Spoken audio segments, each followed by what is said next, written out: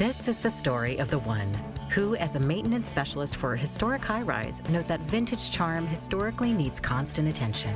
Which is why when it's time to upgrade turn-of-the-century mechanicals, they turn to Grainger.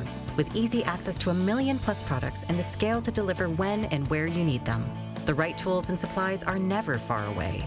So the one can keep that vintage building running like new. Call, click Grainger.com, or just stop by.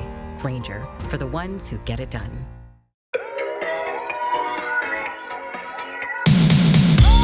Hey, Tommy from the Run Testers, and welcome back to the Run Testers podcast. In this episode, we are going to be talking about brand running shoe rotation. So we're going to be talking through each running shoe brand and picking out what we think is their top pick for a rotation of 3 shoes. So race shoe, daily shoe, and easy day shoes. We'll also be talking about our training and some of the other kit that we've been testing over the past few weeks. So let's dive in and see what we said about running shoe brand rotations.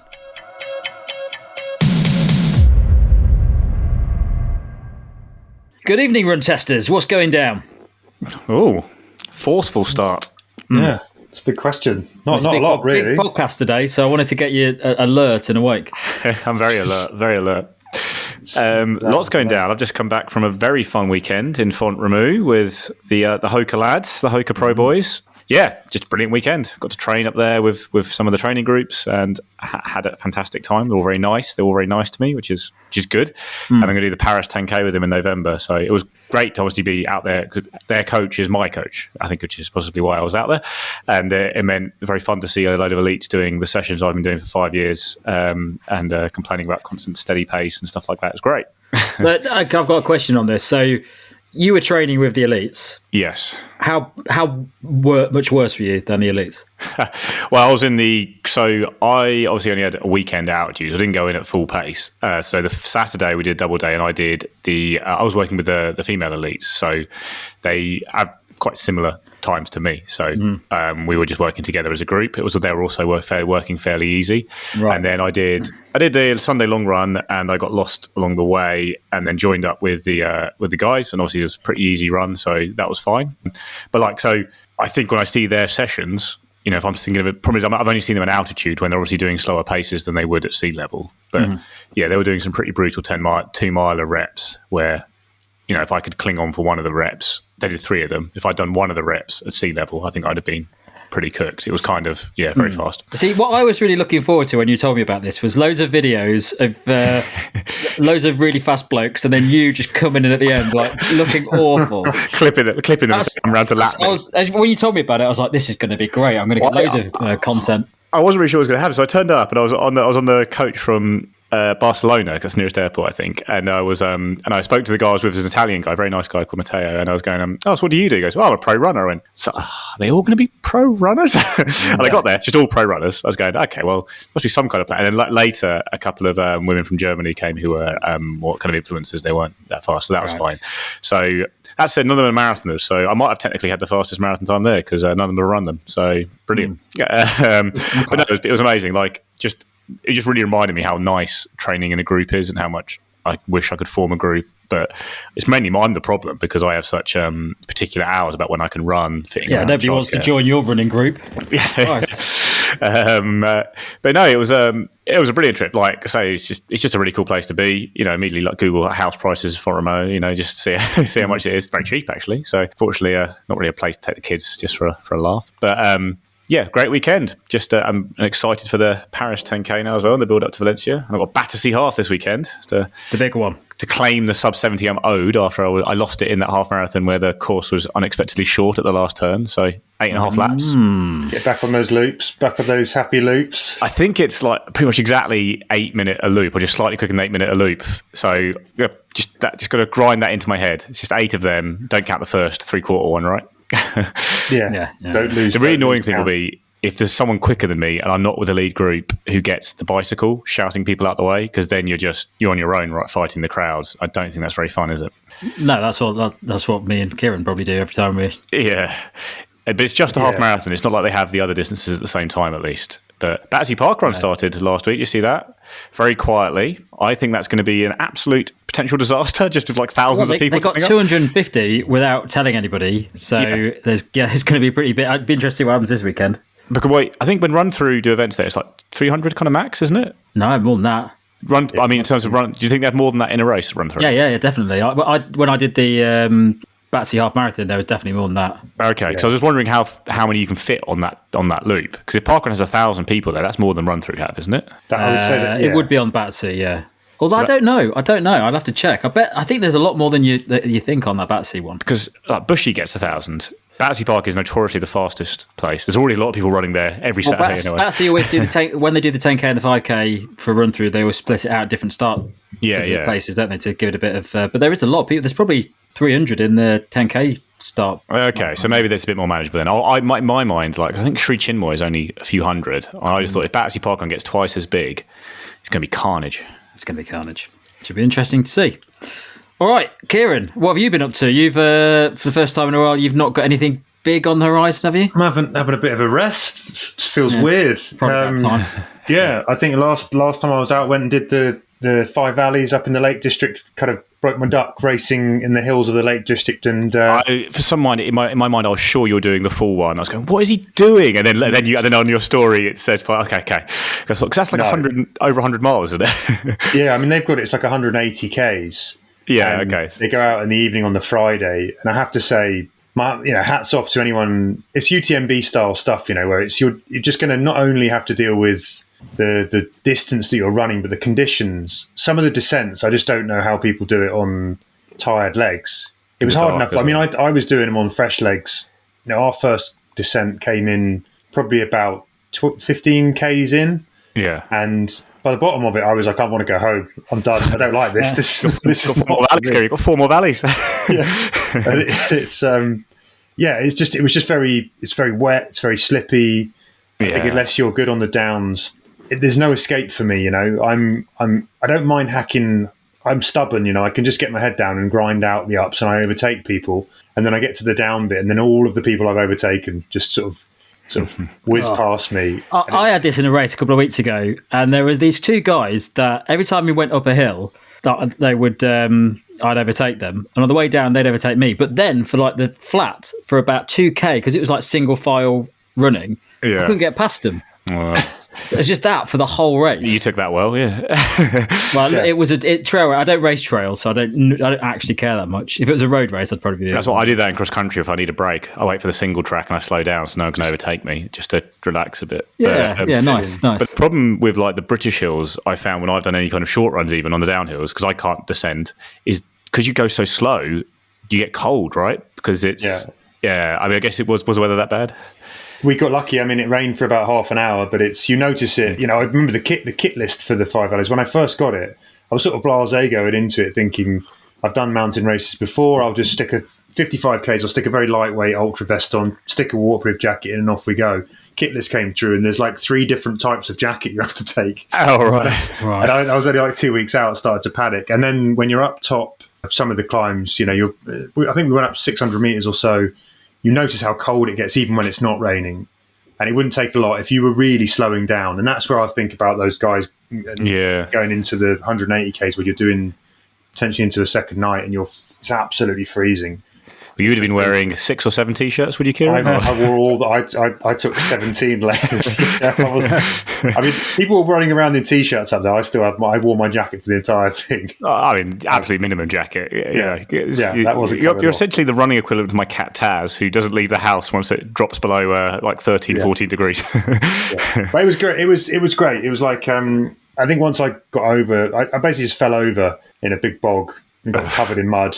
And nice. I just thought, if that's how it's going to be, I just got up and found my sense of humour a bit, and then just decided just to enjoy it. And it was beautiful, and it's a great place to go and run. And it was a very, very well put together race series. I don't think people have sort of said, would you go and do the 7 valleys, which I think is like 110 kilometres. Oh, big jump then. Absolutely not. Those are 2 very big valleys to suddenly add in. Yeah. It's that situation where it's almost as hard as the 13 valleys, apparently. So you're building up to a Bob Graham round or anything? No, I saw where we ran past the section where the Bob Graham round starts, just going up Skiddaw, and someone pointed it out to me. And they're like, you've got a road, and then you just basically go into an enormous, terrifying climb straight away. It put me off. If any romantic idea I ever had about whether or not I was capable of Bob Graham, this taught me that that's not for me. Yeah, I'm definitely better on the flats. But there you go. Yeah, how about you, Tom? I think I've gone. Well, Manchester half. I've got 6 weeks until Valencia.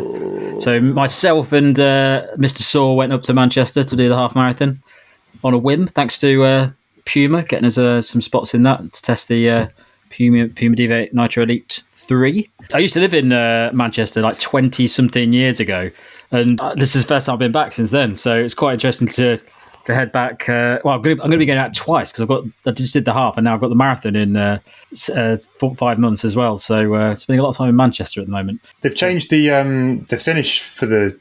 This is a brilliant update to the Manchester Marathon, where before it would finish out by Old Trafford, and the one thing it was really missing was coming through the city. Yeah, and having a bit of a crowd, and they've changed it now, which is which is fantastic. Well, it makes it a lot easier for like hotels and stuff. Nobody wants to be coming all the way back from Old Trafford to all the hotels in the centre. So it's really. Neither of you have done Manchester half, have you? No. Keen to do it. It looks really quick. Everyone seems to go good times. I put it down as like I very rarely say a half marathon is like one of my favourites, but it's just I always bang about Spanish marathons, how they've got really wide roads. Just really nice to run. You've always got loads of space. It's almost flat. There's a few like little hills in it, which actually just make it a bit more interesting. But great race, really, really good. Perfect weather for it as well. On the day, and so many people loads of people came up to us and said hello, talked to us about the run testers. So nice. I think Mike got more than me though, so it's a bit. Oh really? Yeah, he always does, doesn't he? He's a likeable man. Very likeable man. So yeah, all good. And then, but I got 1:25, which is better than I expected. So, and I was doing it at marathon pace. So I reckon I could have done a 1:23. So all bodes well for Valencia at the moment. Oh, come back on Valencia. I wasn't sure if you were going to go that hard at it, but yeah, going all out now, yeah? I don't think, well, to be honest, I would have been, I think I was just getting towards, I'll just go for a sub 3 and that'll be it. Yeah. But I'll probably still be happy with that, but we'll see how it goes the next 6 weeks. Still got a lot. I haven't really done as many long runs as I'd normally do, so yeah. We'll see. I've only done one long run so far. Still got loads of time, and conditions are very good. UK is unbelievably warm right now, so we haven't had any horrible conditions yet. Dangerously warm, some would say. But yes. All right. Well, shall we jump in and just do a quick roundup of new kits and stuff? Can do. Yeah. Yeah.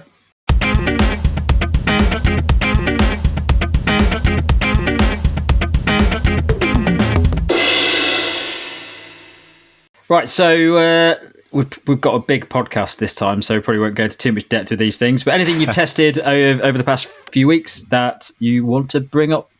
Kieran's got the Big E. Yeah, probably for me it's the Big E. Got the Adidas Pro 4, which I've enjoyed testing. Taken it for a little solo marathon, done quite a lot of all out, and I like it apart from one issue, and I'm not alone in the issue. It lifts your toenails. Ugh, that's such a horrible thing to think about. So towards the end of my kind of solo marathon test, I was running a bit ragged. I ran sort of the middle block of it quite well at marathon pace, and the last I was hanging a bit because I've done too much running recently. But yeah, I felt it sort of lifting. It's almost like the narrow toe box kind of clips the end of your toenails, and my toenails are cut nicely. All of that kind of stuff is done. And I just thought, is it just me running ragged? I've seen lots of other reviewers have mentioned they've come out with big beaten up bruised toenails. They cannot get the front of that shoe right, can they? The rest of it is a huge improvement, I think, or at least the uppers. They've changed the bit that the eyelet used to rub on the toe knuckle, and it used to be too tight across that bit, the back of the toes. The uppers feel really nice beyond that, and for the first bunch of runs that I did up to a certain distance or time, I didn't notice that at all, the toenail thing. But yeah, deep into that, and it's just made me think: would I ever want to put it onto race a marathon again? I'm just not sure. I think the ride has everything that you'll want from a carbon racer. I think it's as good, if not better, than the Pro 3. Some people might think Pro 3 was a little bit kind of firmer, and some people said it's harsh. Some people preferred that firmness. This is a bit softer, but I think it's really nice. I will at some point go out and race in it again. Tape your toes down. Yeah, maybe cut a hole in the end of the toe box. I don't really want to be taping your toes down to race, do you? It's probably suggests you haven't got the right shoe. It's maybe go half. Maybe go. It's. I think if you go half a size up, it might be too much. But it's almost like it just needs just a couple mils extra in the length, and then it'd be fine. But That's a shame. other than that, I really like interesting. it. Okay, anything from you, Nick? What I've been testing? A few watches. A New Balance SC trainer me and Kieran have been testing, which I actually ended up really, really liking after doing a lot of marathon miles on it. But it's got one of the most bizarre UK prices I've ever seen for a shoe. Oh, weird. Why is it so expensive? I don't know. Like I mean, it will be in sales pretty soon, I imagine, because it's crazy expensive in the UK. Normal price in the US. So, but yeah, that's been a shoe I've enjoyed quite a lot. I've actually had a bit of a kind of a quite a chill time. Not been calling in too much. Been using some trail shoes. Got the Merrell Agility Peak, which you guys are very familiar with. Well, the 5. Yeah. Been jumping in that to see if it's as good as the Speed Goat. Still prefer the Speed Goat so far. But overall, just having quite a chill time and using a lot of shoes I've loved throughout the year, which is one of my favourite things to do towards the end of the year, and stop testing stuff and just use, especially in a marathon block, just use loads of shoes I like, because I do think this has been the best year of shoes since we started the channel, I'd say. Wow. Well, we'll have the awards soon, so you can the awards. Wax lyrical about all of those when we do that. Oh, we should do our little thing where we pick off. I mean, there it is, the Morphlight, the king of shoes. Always in the background. Yeah. I have to have a narration there. Kieran Alger holds up the Morphlights by Merrell. Just assume we're always holding or thinking about the Morphlight, because you'd be right to. But I think when we do our little thing where we pick our 5 favourite shoes of the year, it's going to be very hard this year, I think. Well, there will be many people on the channel, viewers, excited because I finally have the New Balance More V5. I did see you post that today. Yeah, Tom is obviously the king of the More. You haven't used it yet, right? I have used it. I did a run today. How was it? What do you think? Do you like it more than the Balos? Oh, it's a tricky one. It's so the Balos foam is different than the More V5 foam. It's clearly they're doing similar things with it, but the More V5 is a little bit less. Balos is ridiculously soft and bouncy. Yeah. More V5 is a little bit more stable, which is what you need in that level of shoe. It's basically just from that first run, a slightly softer, more comfortable More V4. The dream for Tom. The name's not as good. More V4 just is how it should be. It should have been retired at that. That's it. It's always the More V4. Well, if it gets to the More V40, that's quite good. The Morty V40. Oh, Christ. So I'm not that was probably the shoe I will be walking around in at that point in my life. Still telling it. We're not the channel anymore. We'll just be telling anyone who listens about how great it is. For walking around the bingo hall. Cool. All right, then. Well, let's dive into the big podcast.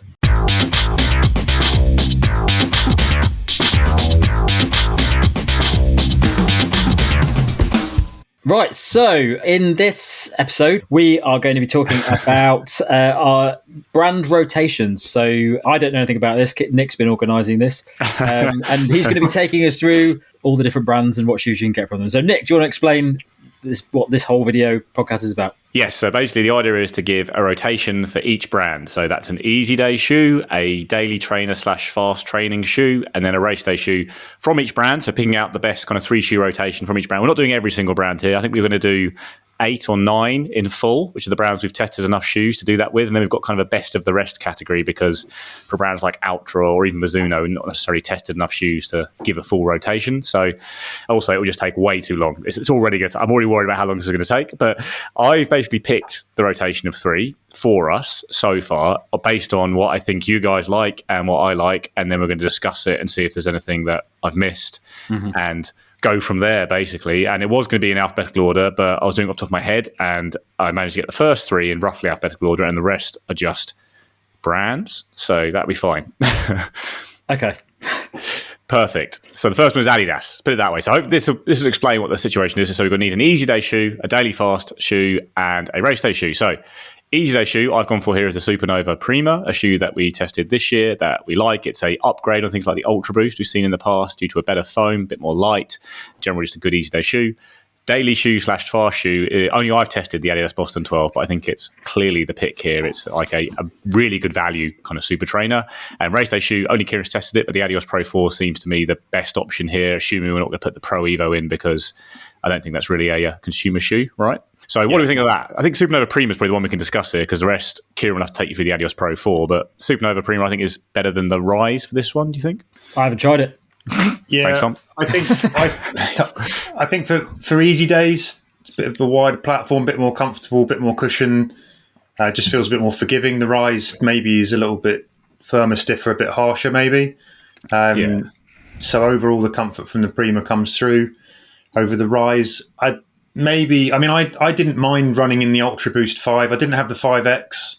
I think the Ultra Boost 5 it's not an amazing shoe, but I think for easy it would do a job. But the Puma probably wins out.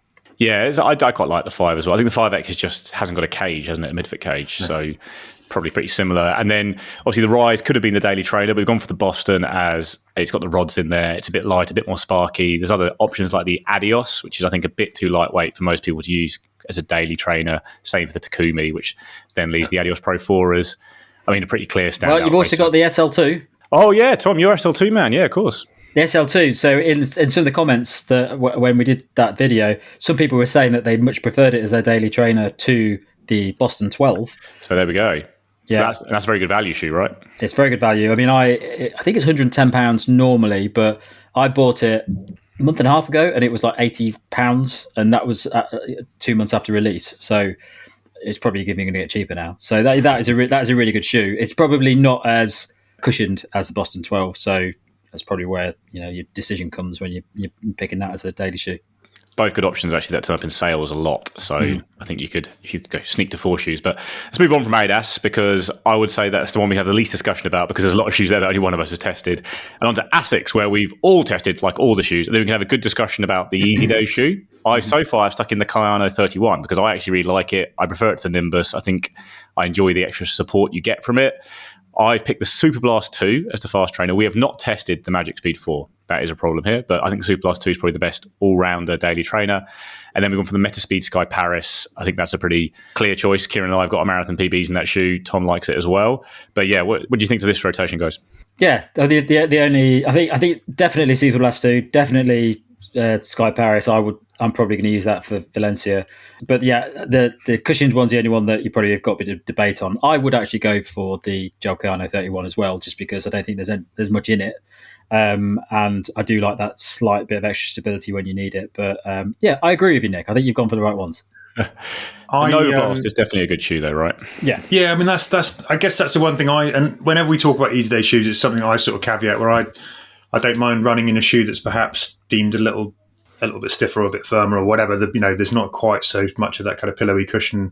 And I think the Nova Blast, for me, can cover those Easy Day runs and some of the slightly more up-tempo runs. So there's a bit of versatility there in it. I've not run in the Super Blast 2 yet. Still waiting. So I don't know about that one. But Sky Paris, I think absolutely that one's right up there with best shoes of the year. And so...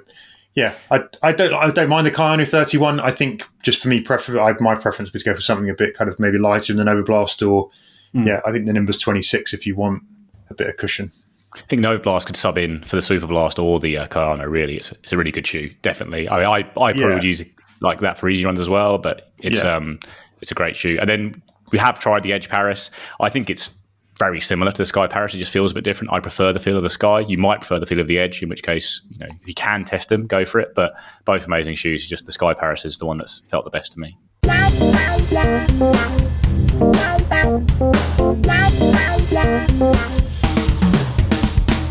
Now, still on alphabetical, it's Brooks's turn. Now, they've released a lot of shoes this year. I think we've got 2 very strong shoes in this rotation and a pretty dodgy racer. The Hyperion Elite 4 is the race we've gone for here. I think Brooks knows that it's not quite at the level of other racing shoes out there, but we're going to maybe see some updates to it quite soon. But loads of Easy Day shoes here. So I've got the Glycerin Max in there for now. I think that I picked that because I think some of you guys really like it. I probably would go for the Ghost Max 2 myself there, but Glycerin Max is in there. And the Hyperion Max 2, I think, is a pretty clear winner as the all-rounder daily trainer fast shoe. How about you guys? I really love the Max 2. And again, if you're thinking about the way we talk about the Nova Blast, I actually ran long way in the Max 2 out of Berlin, so did like 30 miles in it at a very, very easy pace again. So that's me back in that ballpark where I can use those for slower and easier. But I don't know. I just love the fit of it. It just feels great on the foot, that shoe. Ghost Max 2 again, quite like that. But I think the Glycerin Max has come in, and I don't normally pick shoes that have got that kind of big whacking great stack. But yeah, I've been I've been really enjoying the miles in the Glycerin Max, and I think that has sort of dragged me away from the slightly firmer, more rocket ride of the Ghost Max. If I'm going to go for something that I really get more kind of plush cushion comfort out of. How about you, Tom? Did you get through all of the options there, Kieran? And I didn't talk about the race shoe because I feel like there's not a lot to say about it. It's not, it's not my favourite, but we've got the one in there that I would choose out of their offering. So I haven't even tried the race shoe, the Elite, but I would probably say Glycerin Max for me. In fact, Glycerin Max was up until the point of me getting the More V5. I was really, really warming to it as a big competitor for the More V4, which I took out the other day just to see if I was actually correct in my previous obsession with that shoe. And I think the Glycerin Max is just a really solid all round shoe. It's a bit softer than the Ghost Max 2. It's just more comfortable. I think it's a more fun shoe to run in. And for me, my easy runs are easy. So I want something that is just as comfortable as possible. And I don't get that as much from the Ghost Max 2. So I would go for the Glycerin Max on that. For the daily one, it's a tough one, really. I actually quite like the Hyperion Max 2. It's 2, isn't it? Yeah. Yeah, I do like that. I took that out yesterday for a interval session, and I do think it's a solid shoe. So I'd probably have Hyperion Max 2 for the daily option, and then no idea about the race one. I think the other thing about the Glycerin Max and the Hyperion Max, I think they're hands down the two best looking Brooks shoes. They do say Brooks in big letters on one side, though. Yeah, well, not to forget who they're. And actually, I saw that I put the Glycerin 21 in here somewhere as just a bit of a utility. It was mainly because someone commented on the channel actually that it often gets overlooked as something that again has a bit of versatility for the sort of lower up to that kind of not your fastest pace, but I'd say they're both the Glycerin and the Ghost are really good shoes. The standard versions, I think we tend to prefer the slightly lower drop rocket shoes that Brooks are now doing. I think overall, I think the British Glycerin Max for me, the way the rocker is, it's so late in the shoe that the drop is like all in the last centimetre, and I find it can feel a bit blocky as a result of that. And the other you haven't mentioned is the standard kind of Hyperion, which is their very lightweight, no plate, pretty simple daily trainer. That's another good lightweight shoe. But the Hyperion Max 2, I think, is a big step up on both that and the Hyperion Max 1. I think it's a really good shoe for long training runs in particular.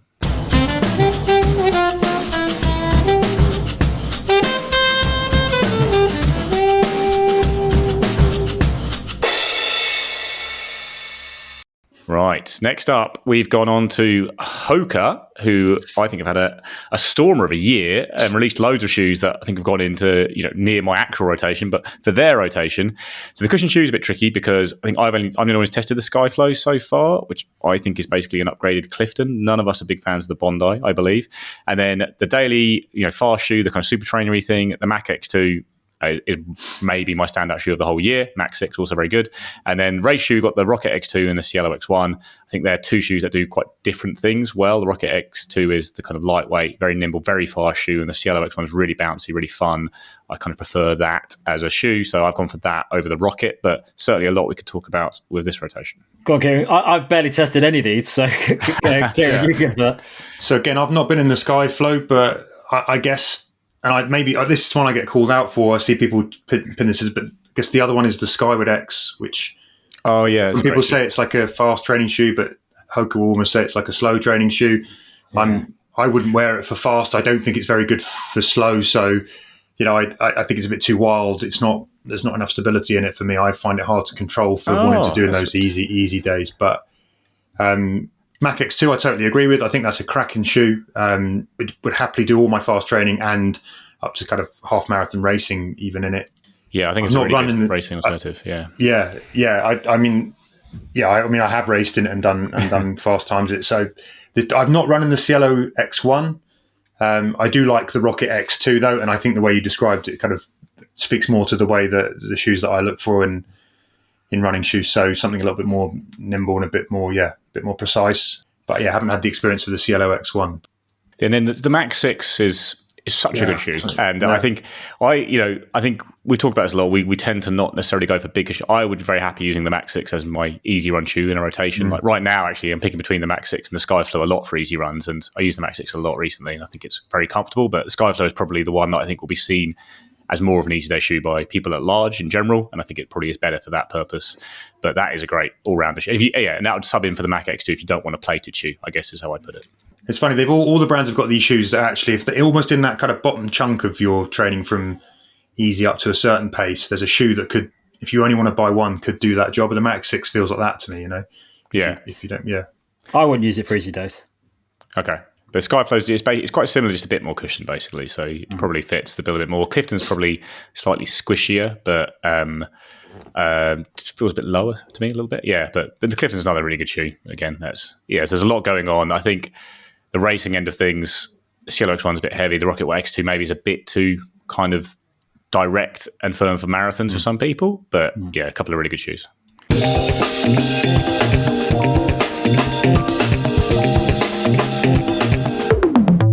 And then Nike, I've got next. We're completely out of the realms of alphabetical now because Nike are next. So Nike, we've got another brand that we don't necessarily get to test everything with, and certainly not all of us get to test it. But I think Easy Day shoe is one from last year that I think Kieran and I both really liked, which is the Vomero 17, which I still think is a bit better than the Pegasus 41, but that is also a very good shoe. And then the daily/fast shoe, I think the Pegasus Plus is a step up on the Pegasus for that. They've just launching the Nike Zoom Fly 6, which should be a plated trainer that will hopefully be a good shoe. Like the Zoom Fly has been a bit of a stinker, I think, in recent years, it's fair to say. And I think with the new version, they're hopefully going to have a bit more actual real Zoom X foam and stuff like that in it. So we'll see how that is. But for the moment, Pegasus Plus is in there. Then you've got Vaporfly or Alphafly for race day. I picked the Alphafly. I prefer the Alphafly over the Vaporfly, probably for marathons in particular. But I think that's the area where Nike is strongest, it's fair to say, is the racing shoes where they really excel. What do you think to this rotation, guys? Another one I think we haven't really all done many This is another one that I can't really. The only one I can comment on is the race shoe, which I think is a tricky one. I mean, I've always been a massive fan of the Alphafly 1. Still bang on about that shoe all the time. Alphafly 3, not as big a fan of, but I actually think I prefer it to the Vaporfly 3. So I definitely think that the Alphafly is the strongest one for most people now. I think if you look back at the old days of Vaporflies and Alphafly 1, maybe 2, you were getting two quite different experiences in those shoes. I think now they're quite comparable, and the same sort of people are going to be looking at those two shoes for the same thing. I just think Alphafly's just got a little bit more bounce and propulsion in it than the Vaporfly for me. And you destroyed the Vaporfly in 7K, was it? Yeah, I haven't got a good relationship with the Vaporfly 3. Yeah, it's just completely ruined it. But I still prefer the Alphafly. Kieran, you've tested a few. What are your thoughts for Vomero versus Pegasus? I like the Vomero when we first used it. Now when I put them sort of side by side, I actually had a really good time in the Pegasus 41. It sort of... what were you doing it, Kieran? I mainly ran around like midday heat in Italy in it, and so maybe it was part. We had like a Italian romance, but I don't know. There's something in my head like I think the Vomero just feels like a little more shoe on the foot, if that makes sense. It's a bit more kind of heft to it, and I don't know. There's a lightness, a bit of an airiness to the peg. There's a roominess in the toe box and more flexible uppers and all those kind of things I really like. I just found it, again, just a really easy shoe to put on and go and run. That, I mean, when you're on holiday like that, just sort of casual miles where I didn't really know what I was going to do. Some days I did some faster stuff. Some days I went out and, basically melted in 30 degrees and had to go really slow, and it was really struggly. And I just felt the Peg 41 looked after me a bit more for that. So I'm very happy to run in that as my easy day shoe. And again, I also think this kind of ticks that box where I can do a little bit faster. It's not a particularly punchy shoe. It's quite sort of vanilla, but it's quite sort of utility shoe. Yeah. And the interesting thing about Nike is I think they're probably the shoe. I was thinking about this today at work, actually. Like their shoes are all quite similar. They're still quite sticking to quite traditional drops and geometry. They haven't got that kind of rockers design. They haven't really had a big plated shoe, as a training shoe for a while. So there's a lot of similarities, like the Vomero, the Pegasus Plus, the Pegasus. They all have quite similar drops, quite similar silhouettes. So there's not that much. And the Invincible is one we haven't talked about, just because the Invincible 3 we're not particularly big fans of. I'd say 1 and 2 I think would have been straight in as the easy day shoe, but I didn't like the 3 very much myself. So that's going to get comments for sure, because there's a lot of people love that shoe, right? I mean, but I prefer the Vomero and the Pegasus. So yeah, it's our podcast. So but yeah, I can't run in the Invincibles. I don't quite understand. 2 was a good shoe. Did like the Invincible 2. Good job, James, not on this then. Yeah, well, this is it.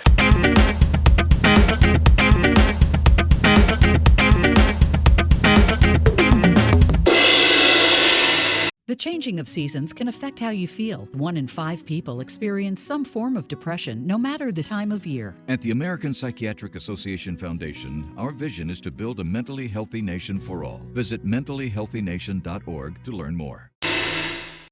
Right, next brand is, it's all going to be Tom, so we can sit back here. It's New Balance time. So Easy Day shoe is a tough one here because obviously Tom's just got the More V5. That's a potential here. The Balos is a shoe that is great fun, but really expensive, but very fun for easy runs and pretty versatile. 1080 I've not tested. Tom has, so we can talk about that. Daily/fast, I put in the SC Trainer V3 here. Kieran and I just finished up testing that. I think that's a particularly good all-rounder shoe for marathon training. Does pretty much every kind of marathon training mile. It's not necessarily got a lot of express top-end pace, but a great shoe for grinding out loads of miles.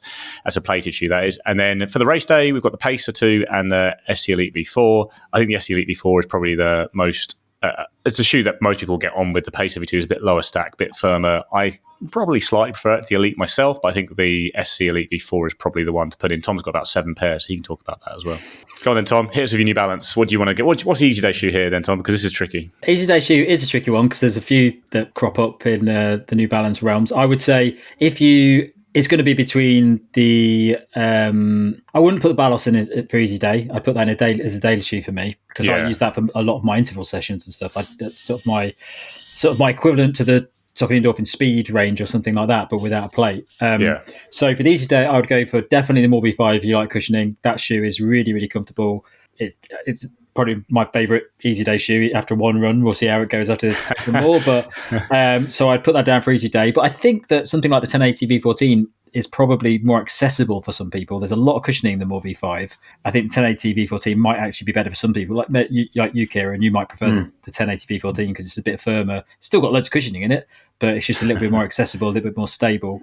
So I'd go for one of those for the Easy Day shoe. For the daily shoe, I would go for Balos or the Rebel. Yeah, Rebel is a brilliant shoe as well. They've got a lot of very good daily trainers, I say right now. New Balance. For me, it would be a Balos just because there's a bit more bounce to it in that foam, but I'd be equally happy with either. And I think some people wouldn't like the amount of foam in the Balos for daily runs if you're going to do intervals and stuff. Rebel's probably the top option for a lot of people, and it's a lot cheaper. And then, that's the Elite V4 for top slot for me. I mean, it's not my favourite carbon plate shoe, but it's definitely the best one they've got, which I would use for a race. Yeah, I'd say that's probably the weakness in the rotation. It's also their race shoes have a tendency to cut people's heels up, Kieran, don't they? Yeah, I mean, that's always been a bit of a disappointment for me because it wasn't the best carbon ratio I ran in, but I didn't mind it otherwise. But again, say come home and you've got holes in the heels. I've never really been able to put it back on. I think I should have sized up or half a sized up. Okay. I think that's a really interesting one actually with the SC Trainer V3 or some of New Balance's shoes actually around the sizing. They're terrible. I think they're having it's some problems about finding what fits right. I think the SC Trainer V3 is great though. I'll definitely put that in that slot. I probably, if I was going Easy Day as well, I haven't tested the New Balance 1080 V14 just yet.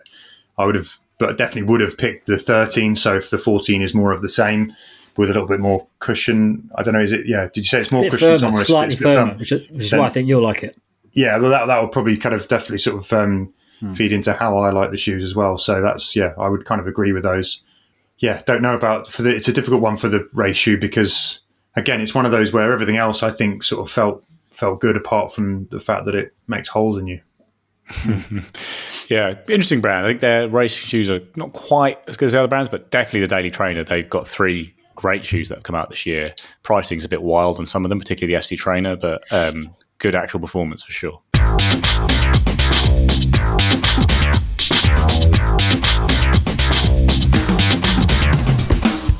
Next up, we have Puma, who have had a lot of shoes come out this year. I think it's been up and down. I think there's a couple of crackers here, and there's a couple I'm not so keen on. So, Easy Day shoe, I think we could probably debate this because I've got the Velocity Nitro 3 in there at the moment, but I think there are some more cushion shoes. The Magnify Nitro 2, the Mag Max. I don't really like the Mag Max, so I didn't put it in, but Tom might argue for that. Then the daily shoe, I've stuck in the Deviate Nitro 3 so far. Another shoe I wasn't a big fan of, plated daily trainer. I think you could actually put in the Velocity Nitro 3 there if you think it's not cushioned enough for an Easy Day shoe. I think for the race day, we're all going to agree probably on the Deviate Nitro Elite 3. The Fast R2 I've tested is good, but I think the Deviate Nitro 3 is better. It's cheaper, it's lighter, just I think a better race day shoe. Tom just ran a very good half in that, so we can talk about that. But I guess the Easy Day shoe might be a matter of debate here if you've got fans of the Mag Max or the Magnify. Yeah, it is a tough one.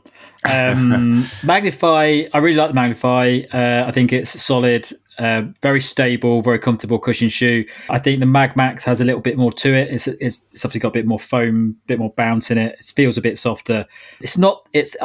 I'm not. I think Mike's a bigger fan of the Mag Max than me. Okay, He talked about it being a very versatile shoe. I don't think it is. I think it's fine as an easy day shoe. I think it's solid. It's a little bit too firm for me. I like a little bit softer shoe. Wow.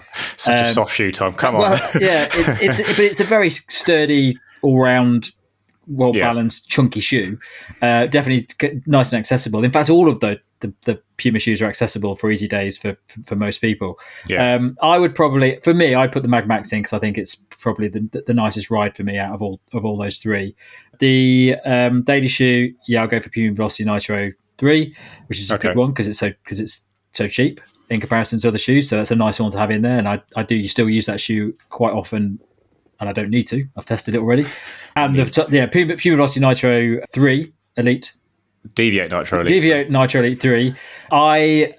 When I started testing that shoe out, I wasn't very fit, and I think I used it for 1 or 2 10Ks, and I immediately liked it. It wasn't until I did the half marathon in it at the weekend that I really, really understood how good that shoe is. Maintaining my marathon pace, which is 4-minute kilometers, was just so nice and easy. It felt very bouncy from the off. It just feels like the Vaporfly 2 for me, which is exactly what they should be going for, that sort of feel, which you didn't get from the earlier versions of that shoe. So definitely it's by far the most superior carbon plate shoe that they've released so far. I haven't tried the Fast R2, but apart from that, it's fantastic carbon plate shoe. Ripped the outsole off that one as well, haven't you? No, I haven't. Oh, okay, good. I haven't, yeah. Kieran, I'm not sure what you've tested on the Puma range this year. I don't like any Puma shoes. No, I literally haven't put my foot in a Puma shoe for a while. They've forgotten my address. Kieran is some of those, but I know you'd like the Velocity, so we'll just say that's the best one. That's always good to say. Well, I agree with you guys.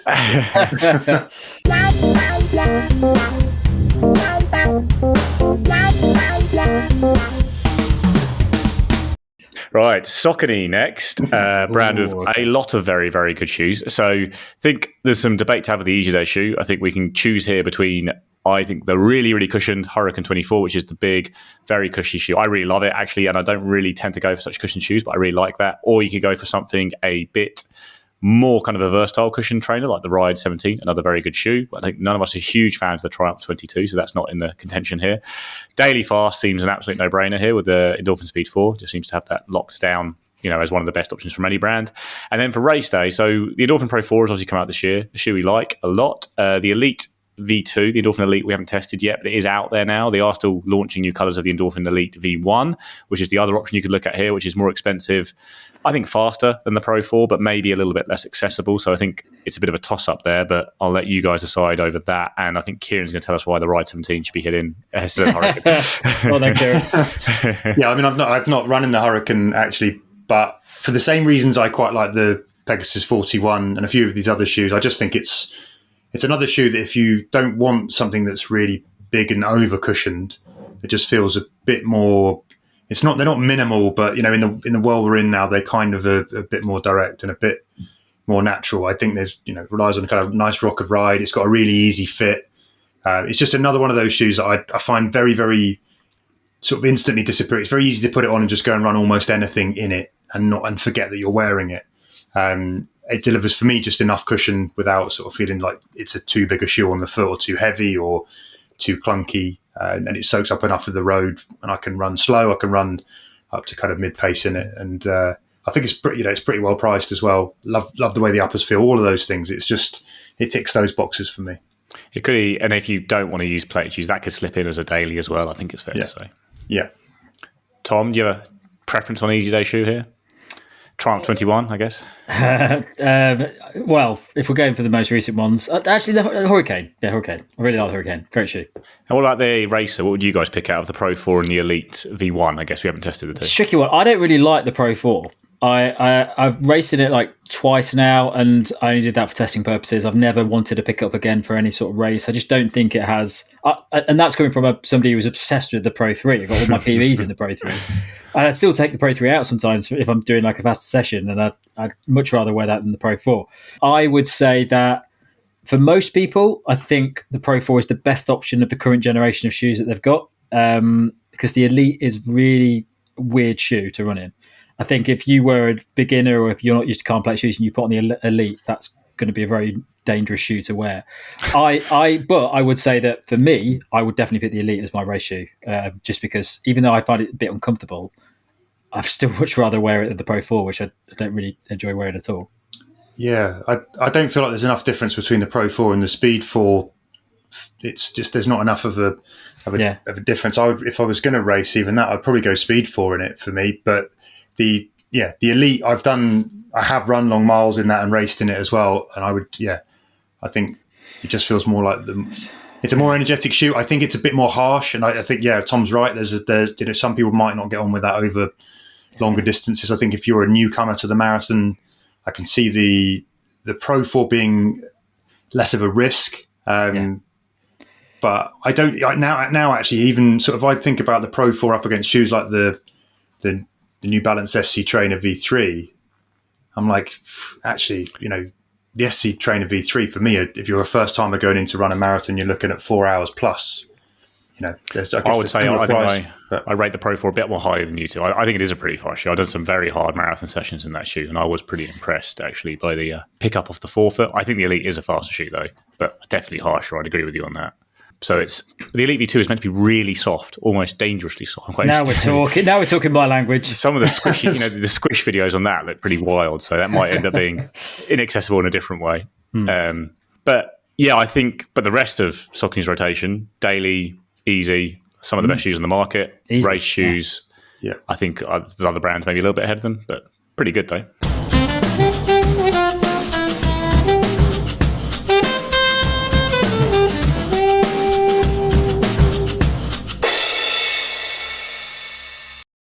All right, let's go on to On. Now, I haven't actually put in a complete rotation for this as yet, because I think they've got a bit of a hole in the kind of fast daily trainer era of their rotation. I think the new Cloud Boom Zone, which has been leaked, and well, not leaked, but seems to be popping up on the website now, looks very interesting, as it has the foam from the Cloud Boom Strike and no holes, so probably quite a good shoe. None of the pods, but anyway, at the top end you've got the kind of comfortable shoes here. A lot of good shoes here. I think the Cloud Eclipse is pretty good. I like that shoe a lot. We've got Cloud Monsters and Cloud Monster Hypers, so we could put the Cloud Monster Hyper in as a daily. I'll leave you decide on that. Kieran, you like the Cloud Monster Hyper a lot, so you can decide where we put that in the rotation. I think the race day shoe is clearly the Cloud Boom Strike, although none of us have tested the standard version. I've tested the LS version, which is an amazing shoe. I think it's one of my favorite carbon shoes, so I think that's a big step up on the Cloud Boom Echo 3 for me. But yeah, where are we putting the Hyper, Kieran? Which category do you want to put that in? Well, the Hyper's another weird one. It's like a sort of Skyward X situation where it's like I think it was sort of described as being like a punchy super trainer, and to me it's not. That's not what it does best. I used it during an ultra. Used it for sort of really long cushion runs. 6, 7, 8 hours on feet, and it was brilliant. Nice roomy toe box, good cushion without feeling sort of sloppy and sapping. And I would definitely put it into the easy. But then you look at the price and you're like, okay, well, do I want to pay that much for my easy shoe? And then up against some of the competition, you think, well, there are probably better options out there, better easy shoes that are going to cost me, 2/3 of that price. So I think it is a really good easy day shoe. There's probably, some people may be able to run faster in it, but it's probably not at the price point that you want to pay for an easy day shoe. I Cloud Monster 2, I really like as a shoe. Cloud Eclipse, I think there's too much to choose between these two. Both of those, I think, make good easy day shoes as well. But we should put in two easies. We'll put in the Cloud Eclipse and the Cloud Monster Hyper, and then the Racer. What do you think, Tom? You've just made me realise how far behind I am on shoes. I haven't tried loads of these ones. Did you? Cloud, yeah, I mean, the main one I tested is the Hyper, and I would put it in easy day.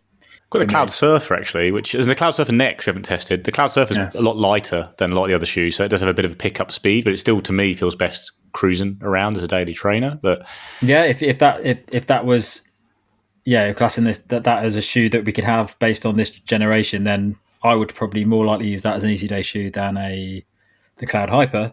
I'd definitely more like to buy it than the Cloud Hyper. So but I haven't tried any of the more recent race shoes. So I think we're crying out for a fast trainer, basically, from On. I think the Cloudboom Zone might be it. We'll see. I think their carbon shoes, we can get a chance to test the normal Cloudboom Strike soon, I think, as well. I think they have vaulted themselves right up into the kind of contention with that. So that's good to see. And Cloudboom Zone, whatever the Cloud Zone is called, again, looks like a good shoe. So we'll see on that.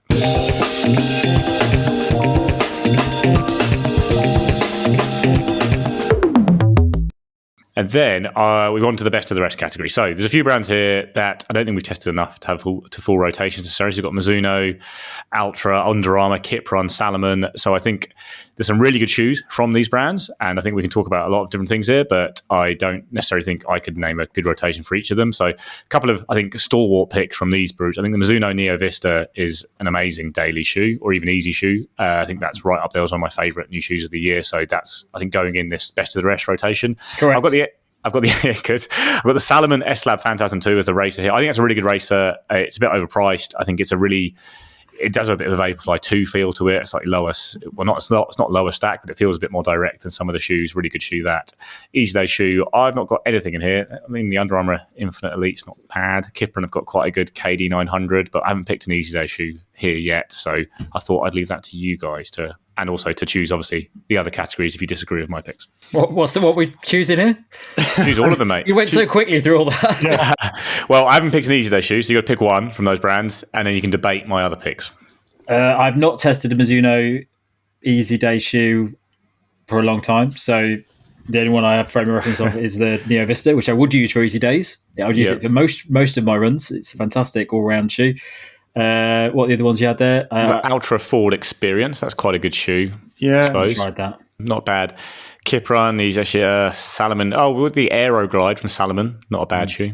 Yeah, there's another shoe called there's one that's called Hilo Impact, which is a more sustainable shoe, which I think is a pretty good, nice, soft, easy day shoe. Got a slipper-like feel. Nice amount of cushioning. Can go up the gears a bit as well. That's potentially interesting if you're but it's more. I would put it a bit more into the sort of casual use shoe.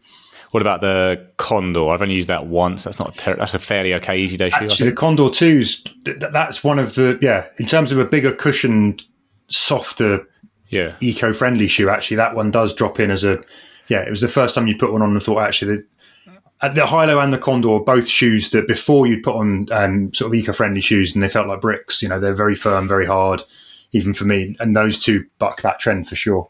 That's the Veja. That's Veja. Did you say Veja? Is that right? I think it's Veja. Veja. Okay. Can't be Veja. It can't be. Nobody can be walking around saying that. I think it is. It's I think it's It's the veggie shoes. And then races from other brands. What do you think to this? You haven't tested the Salomon, I know, but you have tested some others. Mizuno, I love the Rebellion Pro 2. Yeah, it's a very good shoe, but it's a shoe that I think even you, as someone who loves it, say you don't necessarily want to race in it that much. I wouldn't risk it. I'd use it. I mean, it's just a bit of a risky shoe. I've used it for half marathon. I liked it. It was fun. I felt fast in it, but I don't think I'd use it for a marathon. It's a bit too awkward as a shoe for that. So I don't. Yeah, maybe they haven't got a. Well, have they got another carbon plate shoe? They've got the Flash, which is a training shoe, but I mean, it's a good shoe. It's one that appears in sales quite a lot as well. It's just it's a pretty wild ride, and it's a harder one to recommend because it is so wild. Yeah. So let's go. So Veja Condor 3, Mizuno Neo Vista, then the Salomon, I guess, racer. It's quite a nice little rotation. We could have done a sustainable rotation, although not a lot of sustainable carbon shoes, I guess. No, it's one gap. That is one definite gap. But chuck in the single-use Pro Evo 1. Perfect. Yeah, let's go for that. That's our sustainable racing shoe because you can't buy it, so you actually never put it into production. That is all I've got, boys. That's long enough, I think. I think that'll do us. That'll do us. Yeah. Good work. It's good. It didn't just generate into like the carnage of the picking the best shoe categories. I thought it might end up there. Where well, it's good that Mike was busy tonight because this would have got on another 20 I know, minutes. Yeah, that's true. Yeah, another person's opinions would have had. They would have been hitting the hour mark. But it's a fun discussion. Please dive in below. And then the last thing I was going to finish with: if you had to stick with one brand, what brand would you pick? Oh, if you had to pick one of the rotations only. Yes. Oof. Oh, you want to stand for that now? I want it right now. It's a tricky one because it's like I'd go for New Balance apart from the race shoes, so I can't have New Balance. It's probably going to be. Oh Christ, yeah. I think it's going to. Oh, there's some real frantic faces. And I haven't tried enough of Hokas to know it. It's probably going to have to be Saucony for me. Not Asics. Oh, I'm going Asics. It's a big shout. I'm going Asics. What was the easy day shoe we had for Asics? We don't have to use the ones I picked. Yeah, you're right. Asics. All the way. I it's a tricky one for me because for all training shoes, I would pick the Hoka shoes, like as my first choice, even if it wasn't, this thing. Yeah. But the racing shoe, I obviously pick the Asics, and it's the thing probably I care about the most, isn't it? Ultimately, if you do race, if you're a runner that doesn't race, then it's probably. I need to get the Rocket out again, just in case it's underrated. Yeah, I think Asics probably just about leads the way, just because we're all quite led by the race shoe here, which is maybe not the best. Well, I just want the Super Blast. Super Blast obviously is amazing. Yeah, it's Asics or Hoka. I don't know. The Mach X2 is so convincing just because it's so fun to do so many miles in. But the Meta Speed Sky Paris is. It's funny because they've all got gaps, haven't they? When you look at them, there's not one that you just go, "Oh, actually, that's got everything's nailed there." Well, that's the best of everything. It's Saucony were nailed, I think, for Tom a year ago in everything, pretty much. Yes. And then obviously Nike have always had, I think, slightly dodgy training shoes, but great racing shoes. I don't know. I think race shoes are more of a pass. Yeah, I think I'll probably join you on Asics just because. Yeah, Super Blast Meta Speed Sky Paris is an unbelievable 1-2 punch, and then there are loads of quite comfy shoes and the Nova Blast as well. So it's pretty nice. Well, this has been a very good precursor to the awards. Oh my god, the Merrill Morphlite! We've got the Merrill Morphlite. I can't believe it. I mean, we'll just hold this to the end because the utility shoe. Kieran's been holding it for the whole. Let's go to the final rotation. The rotation killer, if you will, the Merrill Morphlite, the Road to Trail shoe. It's £100. It can do everything. There you go. That's the only one you need. Still haven't got it. You haven't got the Morphlite? No. What are you doing? The Mighty Morphin Light. I mean, that is, I think, one of the best value shoes in the market. I do love it. Solero colourway as well. Yeah. Nice. Are we done? That's it. Yeah, we'll call it there. Yeah, I think. Right. Well, better start getting our picks in for the awards then. This episode of the podcast was presented by Tom Wheatley, Kieran Alger, and Nick Harris-Fry. It was produced by Tom Wheatley. The music was by Fear of Tigers.